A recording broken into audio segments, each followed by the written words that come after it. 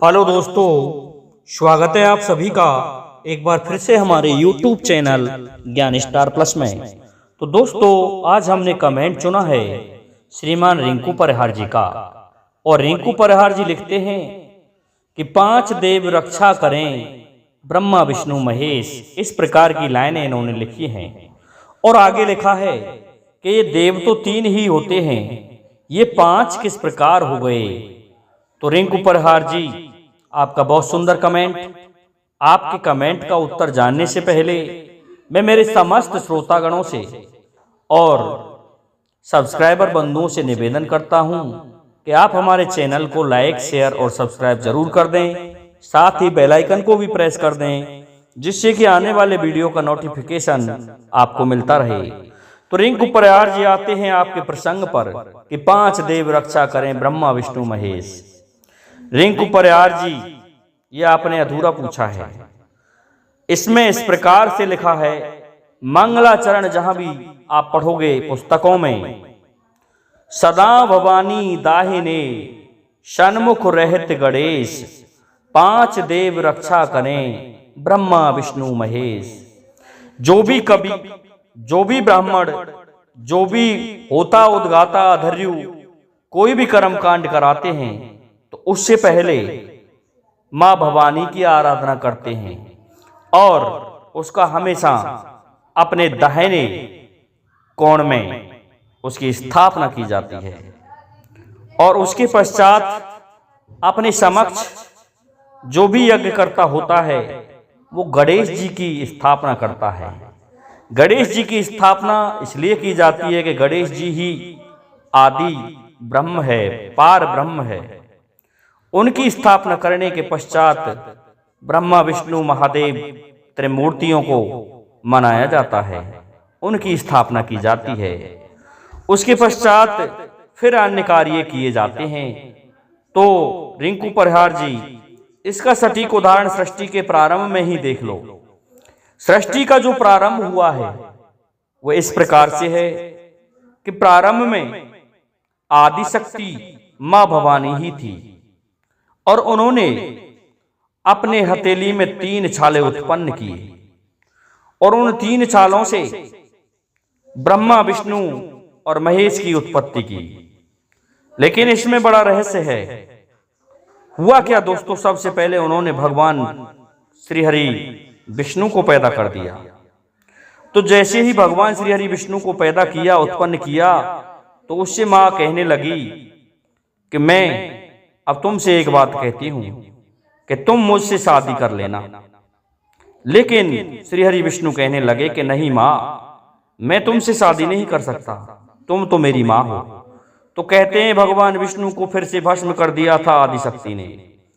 इसी प्रकार से ब्रह्मा जी से कहा था, ब्रह्मा जी को भी इन्होंने भस्म कर दिया था। लेकिन भगवान शिव जब प्रकट किए तो भगवान शिव के पास में इन बातों का उत्तर था और भगवान शिव ने ये कहा कि मां, मैं आपसे निश्चित ही शादी कर लूंगा, लेकिन इस प्रकार नहीं, आपको मेरी बात माननी होगी। तो आदिशक्ति कहने लगी कि बताइए कि आप इस जो स्वरूप में हैं, मैं इस स्वरूप में आपसे विवाह नहीं करूंगा। आप कहीं जाकर के सृष्टि का जब प्रारंभ हो जाए तो जन्म लेना और तब मैं आपसे विवाह करूंगा। तो इस प्रकार से माता उसके इन प्रश्नों से प्रसन्न हुई और उन्हें कहा कि तथास्तु। इस प्रकार कहने के पश्चात महादेव कहने लगे कि मुझसे पहले आपने कोई और भी उत्पन्न किया है मां, मुझे ऐसा लग रहा है। वो 2 लोग कहाँ हैं कि उन्हें तो मैंने इस कारण से नष्ट कर दिया कि नहीं मां, उनके बिना मैं जीवित नहीं रह सकता। मेरी कुंडली में मुझे साफ दिखाई दे रहा है कि हम त्रिमूर्ति हैं, हम 3 लोग हैं, इसलिए आप हमें उनके दर्शन कराइए। तो उन तीनों को भी उत्पन्न किया और उनके लिए मां महामाया भवानी ने अलग अलग अपने स्वरूप में से भार्याएं दी, पत्नियां दी और इस प्रकार ब्रह्मा विष्णु की उत्पत्ति हुई।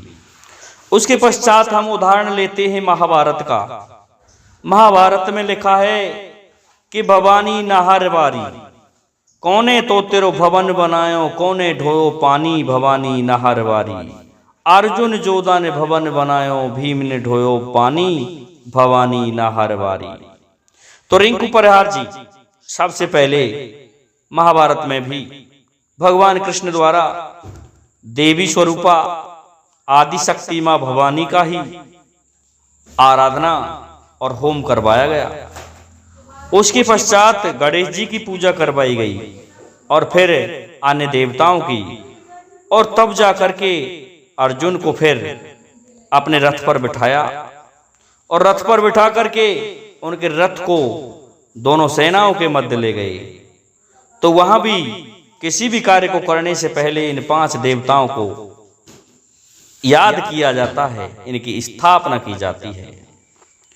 तो रिंकू परिहार जी और भी लिखा है, हमने जो जो यज्ञ होते देखे हैं या ब्राह्मण जो भी कर्मकांड कराते हैं उसमें सबसे पहले इन देवों को बुलाते हैं, उनकी स्थापना करते हैं।